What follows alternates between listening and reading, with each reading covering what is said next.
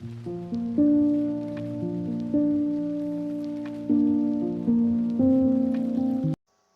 वालेकुम व्यूअर्स, कैसे हैं आप? उम्मीद करती हूँ खैरियत से होंगे। स्टडी विद बीआरडी में आप सबको खुश आमदीद। एनजी 201 की लेक्चर सीरीज़ का आज 7वां लेक्चर है और मैं शुरू करने से पहले आपको बताती चलूँ कि इस लेक्चर से लेके आगे चंद लेक्चर तक यानी कि 3 से 4 लेक्चर बहुत इंपॉर्टेंट हैं आपके एग्जाम के लिहाज से, ठीक है? यानी कि बहुत इंपॉर्टेंट है, एग्जाम्स के लिहाज से भी इंपॉर्टेंट है और एज यूजुअल जैसे हम इस सब्जेक्ट को लेके चल रहे हैं कि हमने रटा नहीं लगाना और इसको हम अपनी प्रैक्टिकल लाइफ में यूज़ करेंगे, तो उस लिहाज से भी इंपॉर्टेंट है, ठीक है? लेकिन ये कि मैं आपको एग्जाम के लिहाज से भी इन्फॉर्म करती जाऊँ कि ये लेक्चर बहुत इंपॉर्टेंट है, तो आपने इसको एग्जाम लिहाज से भी अच्छे से करना है और मैं इसकी जो इसमें डेफिनेशन वगैरह करने वाली है उसकी इजी वर्डिंग जो होगी वो मैं आपको साथ साथ बोलती जाऊँगी। तो कोशिश कीजिएगा कि इन 3-4 लेक्चर्स के नोट्स ज़रूर बनाइएगा। तो चलते हैं अपने लेक्चर की तरफ। तो आज का हमारा टॉपिक है कि एक्यूरेसी, क्लैरिटी, कंसाइजनेस और कोहेरेंस, ये सारी चीज़ें क्या होती हैं।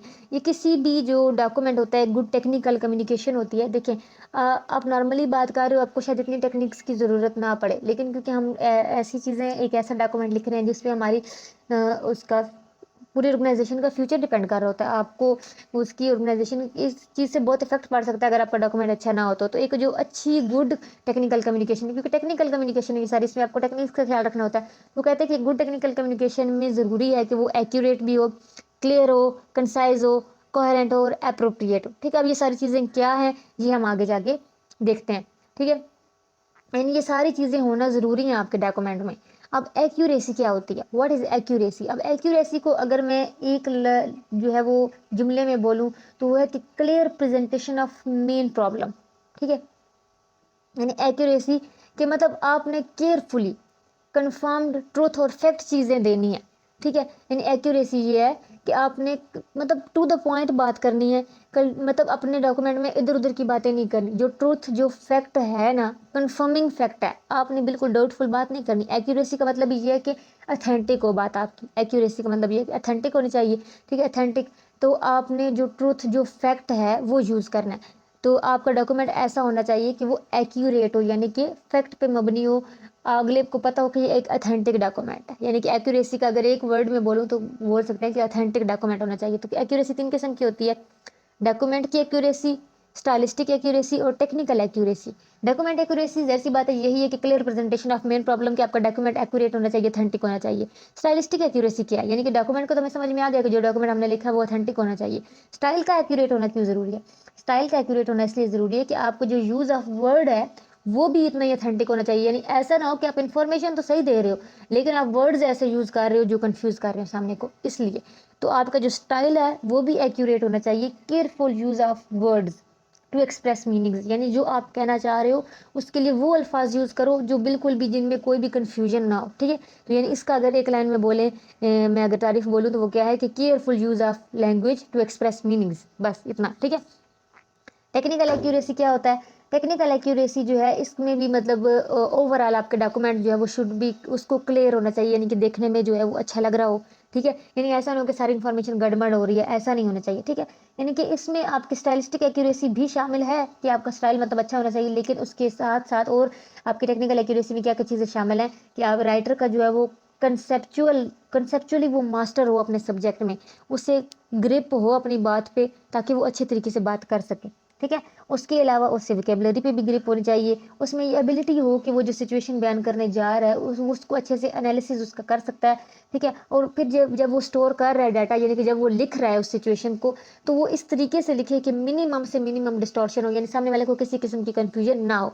यानी कि स्टाइलिस्टिक और टेक्निकल एक्यूरेसी में सिर्फ ये फ़र्क हम रखेंगे कि स्टाइलिस्टिक एक्यूरेसी में सिर्फ हमने वर्ड्स का ध्यान रखना है कि हमारे वर्ड्स में कन्फ्यूजन नहीं होनी चाहिए, ठीक है? जबकि टेक्निकल एक्यूरेसी में हमें ये भी देखना है कि कंसेप्ट भी अच्छा जा रहा हो, वर्डिंग भी अच्छी जा रही हो, वोकेबलरी भी अच्छी हो, हमारा एनालिसिस और फिर हमने जो प्रेजेंटेशन दी हो वो भी। यानी कि टेक्निकल एक्यूरेसी में सारी चीज़ें आएंगी और स्टाइलिस्टिक एक्यूरेसी में सिर्फ हम जो वर्ड्स और लैंग्वेज की बात करेंगे, ठीक है? आई होप आपको एक्यूरेसी समझ में आ गई है। अगली चीज़ जो है वो है क्लैरिटी। क्लैरिटी क्या है कि आपका डॉक्यूमेंट ईजी टू अंडरस्टैंड होना चाहिए, यानी कि वो आसानी से समझ आ रहा हो, ठीक है? क्लैरिटी का मतलब ये है कि वो आसानी से समझ आ रहा हो आपका डॉक्यूमेंट। अब क्लैरिटी भी 3 किस्म की होती है।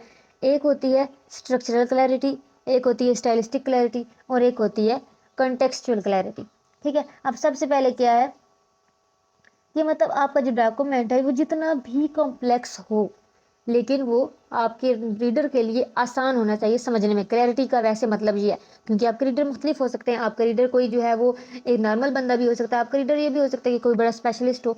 तो आपका डॉक्यूमेंट इस तरीके से लिखना है कि वो देखने में तो कम से कम क्लियर हो, यानी ऐसा ना हो कि देखने में वो इतना मुश्किल लग रहा हो कि रीडर के यार मेरे से तो ये नहीं पढ़ा जाएगा या मेरे को ये समझ नहीं आएगा। ठीक है, तो अब हम चलते हैं स्ट्रक्चरल क्लैरिटी की तरफ। तो स्ट्रक्चरल क्लैरिटी का मतलब ये है कि जो जनरल इमेज है आपका डॉक्यूमेंट की वो क्लियर होनी चाहिए। ठीक है, स्ट्रक्चर यानी उसका जो ओवरऑल स्ट्रक्चर है वो क्लियर होना चाहिए। स्ट्रक्चरल क्लैरिटी का मतलब ये है कि जो जनरल इमेज है आपके डॉक्यूमेंट का, the general image of your document should be clear, easy to understand. ठीक है, ये सबसे एक जो आसान सी डेफिनेशन इसकी हो सकती है। ठीक है, आपका कंटेंट, आपकी प्रॉब्लम स्टेटमेंट यानी कि स्ट्रेटेजिक रिपीटिशन।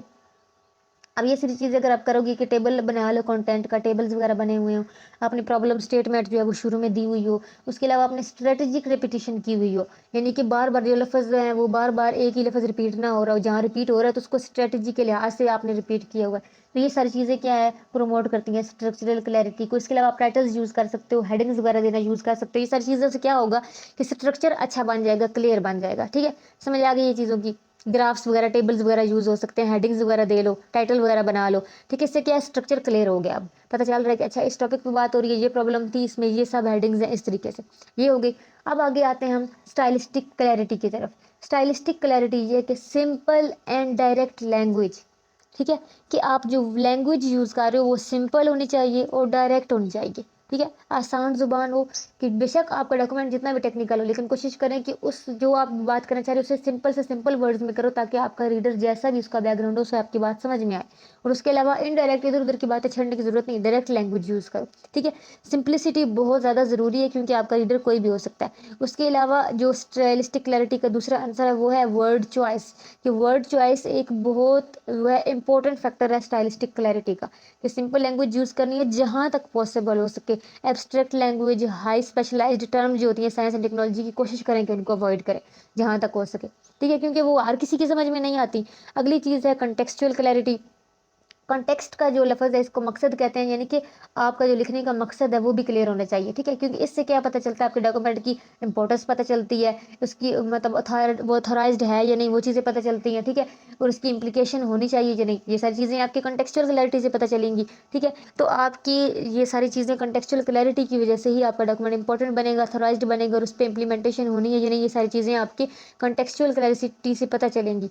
ठीक है, कॉन्टेक्स्ट अगर आपका क्लियर होगा, आपका मकसद क्लियर होगा लिखने का, तो सामने वाले को पता होगा कि इस बंदे का लिखने का मकसद क्या है, ये क्यों लिख रहा है, मुझे इस राइटिंग से क्या करना है, इसकी राइटिंग या इसके काम से जो मुझे काम करने का बोल रहा है, इससे मेरी ज़ात पे क्या फ़र्क पड़ेगा, क्या वाकई ये मेरे लिए इंपॉर्टेंट है या नहीं। तो ये सारी चीज़ें, इन सारे क्वेश्चन के आंसर किससे मिलेंगे, आपकी कंटेक्चुअल क्लैरिटी से मिलेंगे। अगली चीज़ है कंसाइजनेस। कंसाइजनेस क्या होती है कि आप जो मटेरियल कन्वे करना चाह रहे हो, ठीक है, वो पर्टिकुलर उस टाइम पे ज़रूरत है सिर्फ वही होना चाहिए। यानी कि कंसाइजनेस का दूसरा मतलब आप कह सकते हैं कि focus on your problem, avoid irrelevant writing, यानी इधर उधर की बातें नहीं करनी, कंसाइज करना है, चीज़ को मुख्तसर करना है। मुख्तसर करने का ये मतलब नहीं है कि बात को अधूरा छोड़ना है, बस बात का मकसद सिर्फ ये है कि उस वक्त जो स्पेसिफिक प्रॉब्लम है सिर्फ उस पर बात करनी है, कंसाइजली बात करनी है, मेन प्रॉब्लम पे बात करनी है, मेन टॉपिक पे बात करनी है, इधर उधर की नहीं छेड़नी। क्योंकि जैसी बात है, बिजनेस और टेक्निकल राइटिंग में मोस्टली जो आपके डॉक्यूमेंट्स पढ़ने वाले हैं वो आपके सीनियर्स होते हैं, या आपके जूनियर्स भी हो तो वो वर्कर्स होंगे, और उनके पास इतना टाइम नहीं होता कि वो लंबे लंबे डॉक्यूमेंट्स आपके पढ़ें। ठीक है, अगर किसी ने फैसला लेना है सीनियर है तो तब भी उसके पास इतना टाइम नहीं होगा कि वो सारा सारा दिन लगा के आपके लंबी चौड़ी तफसीलें पढ़ेगा। ऐसा किसी के पास टाइम नहीं होता। ठीक है, और इसी तरह यही चीज़ है कि अगर आपके जूनियर्स भी हैं तो उन्हें वो काम करना है, अगर उन्हें गाइडलाइन चाहिए तब भी वो डायरेक्ट गाइडलाइन लेंगे और अपने काम पे लग जाएंगे। तो बिजनेस रूटीन्स में इतना टाइम किसी के पास नहीं होता कि लंबी चौड़ी तफसीलें पढ़े। तो आपका डॉक्यूमेंट क्या होना चाहिए, कंसाइज मस्ट होना चाहिए, कि कंसाइज हो, आप कन्वे करो वही मटेरियल जो उस वक्त स्पेसिफिक सिचुएशन में ज़रूरत है, बस अपने प्रॉब्लम पे फोकस करो, बस इतना ही। ठीक है, आप आउटलाइन दो और क्लियर करो कि मतलब ये डॉक्यूमेंट जो है जो मैं लिख रहा हूँ ये आपके लिए हेल्पफुल होगा। शुरू में अगर आपने ये चीज़ अपने डॉक्यूमेंट में दी हुई होगी, ठीक है, तो अब ये आप लिखोगे नहीं कि ये डॉक्यूमेंट हेल्पफुल होगा, बल्कि इस तरीके से आप उसे शुरू करोगे, आगाज़ करोगे कि सामने वाले को लगे कि ये मेरे लिए हेल्पफुल है। ठीक है, फॉर एग्जाम्पल अगर किसी वर्कर को गाइडलाइन चाहिए तो आप मतलब शुरू में अगर ये लिखा होगा कि ये जो डॉक्यूमेंट है इसमें फ़लाँ फ़लाँ चीज़ की गाइडलाइन मौजूद है, तो आपका वो जो एक लाइन होगी तो उसमें अगर उसको उससे रेलिवेंट गाइडलाइन चाहिए तो डेफिनेटली फिर वो डॉक्यूमेंट पढ़ लेगा। यानी कि इस तरीके से आपका कंसाइज डॉक्यूमेंट होना चाहिए। उसके अलावा ग्राफ्स वगैरह का, टेबल्स वगैरह का यूज़ इसमें भी हो सकता है। ठीक है, ताकि समराइज हो डाटा, आपको लिखने से ज़्यादा वो टेबल में ज़रा शॉर्ट हो जाती है चीज़, समराइज करें डाटा को, केयरफुल रिवाइज करें, बार बार वर्ड्स यूज़ नहीं होने चाहिए, कटिंग कर लें यूजलेस वर्ड्स की। तो ये सारी चीज़ें क्या डॉक्यूमेंट को कंसाइज बनाती हैं कि आप केयरफुल रिवाइज करो डॉक्यूमेंट को, कटिंग कर दो जो एक्स्ट्रा वर्ड्स लग रहे हैं, जो एक्स्ट्रा जुमले लग रहे हैं। तो जब आप रिवाइजिंग में ये चीज़ें आपकी डॉक्यूमेंट को मोर कंसाइज कर देंगी। अगली चीज़ क्या है, वो है कोहेरेंस। कोहेरेंस क्या होती है कि आपकी जो वर्ड्स हैं, आपके जो जुमले हैं, जो एक पैराग्राफ है वो दूसरे पैराग्राफ से हैंगिंग आउट हो, वो एक दूसरे के साथ जुड़ा हुआ हो। यानी कि ऐसा ना हो कि एक पैराग्राफ में कहीं और की बात हो रही है, दूसरे में कहीं और की बात हो रही है। यानी कि क्वालिटी ऑफ हैंगिंग टुगेदर, यानी सारा जो है वो एक ही मतलब एक ही टॉपिक पे बात हो रही होनी चाहिए, यानी कि टॉपिक रिलेटेड होने चाहिए। ऐसा ना हो कि आपका रीडर पढ़ के कंफ्यूज हो जाए, यानी कि उनकी आपस में वर्ड्स की, मीनिंग्स की, मकसद की, डॉक्यूमेंट की आपस में बॉन्डिंग अच्छी होनी चाहिए। ठीक है, ये चीज़ अगर अच्छी होगी तो आपका जो रीडर है उसके लिए आसानी हो जाएगी कि मैंने इस डॉक्यूमेंट को किस तरीके से फॉलो करना है। ठीक है, यानी कि जब आप राइटर है वो राइटिंग स्टक हो जाती है डिफरेंट चीज़ों की वजह से। ठीक है, आपका राइटर जो है, आप जब राइटिंग कर रहे हो तो मुख्तलिफ चीज़ों पे आप स्टक हो सकते हो। ठीक है, आपकी राइटिंग जो है वो स्टक हो सकती है अगर आपने मुख्तलिफ अगर डॉक्यूमेंट्स लिखे, मतलब हर टॉपिक अलग अलग लिखा हुआ है, हर पैराग्राफ पे अलग ही चीज़ों की बात हो रही है। ऐसा नहीं होना चाहिए, आपके एक पैराग्राफ दूसरे पैराग्राफ से रिलेट कर रहा होना चाहिए। ठीक है, आपकी राइटिंग जो है उसमें मस्ट जो है वो कोहेरेंस होना ज़रूरी है, यानी कि लॉजिकली और स्टाइलिस्टिकली कंसिस्टेंट होने चाहिए वो एक दूसरे पे। यानी कि आपने एक पैराग्राफ शुरू किया, फॉर एग्जांपल आपने टॉपिक लिखा है, टॉपिक में आपने उसका नाम लिखा है, फिर उसी की खसूसियात है, फिर वो प्रॉब्लम है, उस प्रॉब्लम का सोल्यूशन है। यानी कि एक सीक्वेंस होनी चाहिए, एक लॉजिकल चीज़ होनी चाहिए। ये नहीं कि एक की बात हुई फिर वो कहीं और की बात छड़ी और फिर पहले वाला टॉपिक आ गया, ऐसा नहीं होना चाहिए। ठीक है, तो इससे ये चीज़ें हम किस तरीके से कर सकते हैं कि अगर हम स्पेसिफिक पैटर्न यूज़ करें, स्पेसिफिक मैनर यूज़ करें, हमें पता हो कि इस तरतीब से हमें चीज़ों को लिखना है। ठीक है, एम्फेसाइज करें कि रिलेशनशिप बनाएं एलिमेंट्स के दौरान, जो डॉक्यूमेंट में आपने एलिमेंट्स यूज़ किए, चाहे आपने ग्राफ्स लिख बनाए, अगर आपने पैराग्राफ लिखकर उस पैराग्राफ के बारे में ही नीचे टेबल है तो वो उसके साथ होना चाहिए, कहीं दूर नहीं होना चाहिए, ताकि आपके रीडर को कोई कन्फ्यूजन ना हो। ठीक है, तो रिलेशनशिप बनाओ अपने डॉक्यूमेंट की, जितने भी एलिमेंट्स आप उसमें यूज़ कर लो। तो ये सारी चीज़ें आज के हमारे इस लेक्चर में थी, आई होप आपको समझ में आ गई होंगी।